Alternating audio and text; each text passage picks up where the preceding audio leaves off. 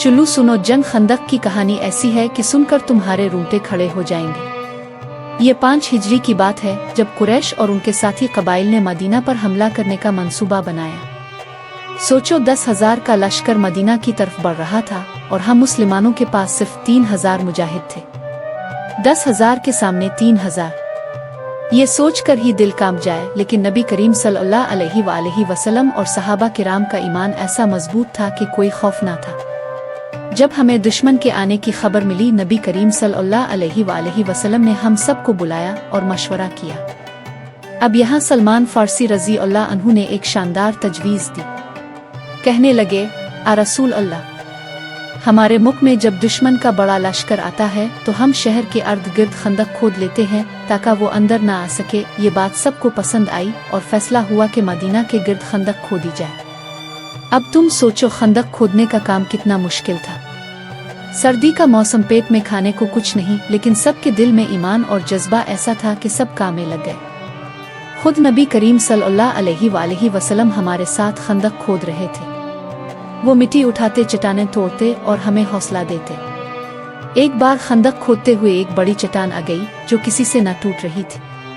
नबी करीम सल्लल्लाहु अलैहि वसल्लम ने कुदाल उठाया, अल्लाह का नाम लिया और जोर से मारा। चट्टान टूट गई और चिंगारियां निकले। अब सल्लल्लाहु अलैहि वसल्लम ने फरमाया, ये चिंगारियां इस्लाम की फतह की निशानी है। एक दिन रोम और फारिस भी हमारे ज़ेरे साया होंगे। ये सुनकर सबका जोश और बढ़ गया। चंद दिनों बाद दुश्मन का लश्कर आ पहुंचा। जैसे ही उन्होंने मदीना के करीब खंदक देखी, हैरान रह गए। उन्होंने कभी सोचा भी नहीं था कि ऐसा कोई तरीका यहाँ इस्तेमाल होगा। वो कई दिन खंदक के सामने पड़े रहे, लेकिन खंदक पार ना कर सके। कभी वो खंदक के करीब आने की कोशिश करते तो हम तीर अंदाजी करके उन्हें पीछे धकेल देते। एक दिन कुरैश के मशहूर जंगजू उमरो बिन अब्दविद खंदक उबूर कर गया। वो ललकारने लगा, है कोई जो मेरे साथ लड़े। इसका डर ऐसा था कि सब खामोश हो गए। लेकिन हजरत अली रजी अल्लाह अन्हु आगे बढ़े और कहा, मैं तुमसे लड़ूंगा। उमरो हंसने लगा कि एक नौजवान मेरे सामने क्या करेगा।